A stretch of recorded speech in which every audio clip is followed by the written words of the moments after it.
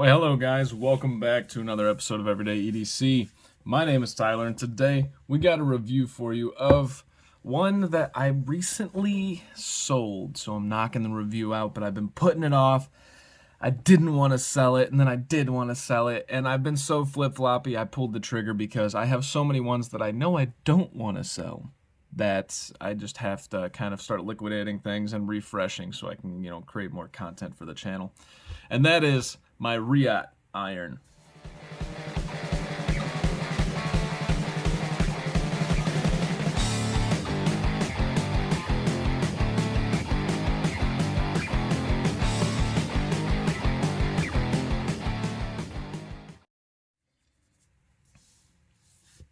So this Reate iron is really cool. Obviously, if I'm on the fence about selling it, and I sold it, it's not a bad thing. Really, what that tells me is that I was on the fence, which, I've learned about myself over time. It takes a lot for me to even get to that point, and this definitely is there. You got so much intricate milling going on the lock bar side. It looks great. You have this titanium milled clip right here, some titanium thumb studs, titanium hardware, and to show that off, we have, oh, that's your blade. There's your pivot. None of the hardware other than where the stainless steel lock bar insert is, and the blade is an actual magnetic source. All right, so there is all the lock bar side. You have some milling on the thumb triangles, I guess you would call it, which are pretty cool, and they're one of the only non-thumb stud style things that I really liked, aside from the Cheburkov Toucan, which if I could ever get my hands on a Cheburkov Toucan with a reverse flicking motion, then I would be so happy. That's why this thing was so hard to sell, is that I loved my Toucan, I sold it, and this reminds me a lot of the Cheburkov Toucan. So if you're looking at the Toucan, look at the Reate iron. It is, I'm not going to say better, but it is a different, more contoured version, right? For a little bit cheaper. These are coming in about $325. Now look at this fit and finish. They did these carbon fiber inlays. It's kind of this weave looking carbon fiber, and I see no seams. Reate, kudos, because this looks amazing. This teal color scheme is one of my favorites. I think the teal color scheme looks fantastic and really cool. You have this nice back spacer that's a little bit proud, and it's done on purpose, obviously. And we do have a lanyard hole right there. You can reverse flick it. You can thumb flick it. And that's about it. But it works fantastically. You have this choke up point right here that makes it oh so comfortable. This knife is a hoss of a workhorse. It definitely is just, in hand it feels so good in both positions. I'm going to call it a virtual hand melter. That's how good these ergonomics are. But they're free, so you're not necessarily locked into place like in some, as good as you would be, but oh my goodness, does this feel good. You have this, I'm noticing this about myself every time I look at this. I didn't even notice this beforehand. Let me find this. What did I do? Okay, so I talked about this in another video. That is my favorite blade shape, where it kind of does like this wide, it's like a Warncliffe, but it has a belly, so not really with a sheep's foot, but not really a sheep's foot. And it's like a mixture between a sheep's foot and a drop point. I freaking love this blade shape, and now I just noticed on the Reate iron that that's another one that has it. Here we got your Reate iron logo with a satin finish. We do have M390 and the serial number 070 on this side. Everything about this just screams use me. Now, the Reate iron obviously has Reate blade stock, which is pretty thick, so let's use that to jump straight into, it's on bearings by the way, and it does have a stainless steel lock bar insert, which I will show you later. Let's use that to jump into the specifications of the Reate iron. As I said, this is coming in around 325. So the overall weight, it's going to be a little chunky boy, coming in at 4.77 ounces.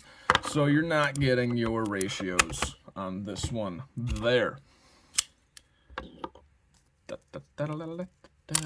right, so the overall length coming in at right around 7 3/4 inches. It's not entirely too long, but your blade length's coming in at right around 3 1/4, and your cutting edge is coming in right at 3 due to that large finger choil. Now, while the weight ratios aren't there, the blade length to handle ratio is coming close. You're getting a lot out of that. Let us get into the blade stock thickness of this beast. Blade stock thickness coming in 150 thousandths. It is not a thin knife, but it does come down to, and this has been sharpened a couple times by previous owners, 27 thousandths behind the edge. What that tells me is that this thing probably came in right around the tip. You're seeing about 20 thousandths behind the edge. So what that tells me is this thing probably came in pretty damn slicey before a couple sharpenings, right? You're going to lose on a flat grind every time you sharpen. You're going to lose that behind the edge thickness. Now, you do have decent geometry going in here with this flat grind going through that. Yes, it does widen up here, but you're going to be able to do a lot of that stuff. And I can tell you from firsthand experience, this thing slices just fine. It's not the best, but it'll do EDC tasks very, very well. Let's get you guys some size comparisons. I tried to pick relevant size comparisons short of a couple static ones. Now, your first one is your Civivi Sandwich. Most people know these two knives, the Civivi Praxis and the Civivi Elementum. Obviously, your Elementum's very comparable in length, and your Praxis blade shape is very comparable. And almost the blade length, really. Not really, but you know what I'm saying. So the blade shape on the Praxis is very similar, while the length on the Elementum is very, very similar. We have your Rat Model 1, another very notable historic knife, and your Rat Model 2, which I should replace these damn thumb studs because I have to like open it like a slip joint every time. Very close to the length of the Rat Model 2. It's a little bit longer, but not by much, but it is much closer to the length of the Rat Model 2 than it is close to the length of the Rat Model 1. Here is your SOG Terminus, and we have your Benchmade Bug Out. Again, lengthwise, these are very, very similar. Only in length. Practice, not really. Here's a knife that I wanted to put up next to it because it reminds me a lot of it. A lot of the lines and just, you know, you don't get as much blade length. You don't get the contoured feel, but you get a much easier carry, a little bit more fidgety in the EMP Nimble. And, you know, I might do a comparison between these two just because they remind me a lot of each other. This kind of looks like a bigger version of the Nimble in a little bit. And then we have your Berg blades. Slim. Freaking love this knife. This knife is badass. Oh God, I love this Slim. I think I'm going to carry that today. I love the Nimble too. I want to carry that today too. Oh man. All right, so for 325 bucks, what are we getting? We're getting M390 blade steel, a decent flat grind with some thick blade stock. We're getting some titanium thumb discs right there. We have a really nice show face right here with all this intricate milling, not milling, but I guess, yeah, they had to do milling for these cutouts. And one thing I want you to notice, look at this carbon fiber. It's a horseshoe shape, and it's inset with virtually no gaps, and it's all one piece of carbon fiber. Like, that is crazy. Same thing with this. This is a horseshoe shape, and they milled it all out, and it's inset so beautifully. Well done, Reate. This is very well done. Oh man, and then you got all these cool little milling patterns on this side, and it actually matches the carbon fiber on the other side as far as the design. So you're kind of trying to mirror it despite having the lock bar not really allowing you to do so. Now on the inside, let's see if I can get you guys a good look. There's milling on the lock bar side on the inside for weight relief, which is a really cool attention to detail and trying to do a little bit more with what you got. Now the reason that that's really cool, and they did not mill the other side, is because they milled the inside of this for the carbon fiber. So I think it's cool that they still attacked that lock bar side as hard as they did, and the design work that went into this, despite to my knowledge being an in-house Reate design, is absolutely fantastic. Access to the lock bar, we do have some scalloping going on here. Very, very nice. There is no sharp edges on this knife. Everything is smooth, rounded, feels soft in your hand. This, I just looked at the time. This review is coming out to be a little bit shorter, but it doesn't need to be very long.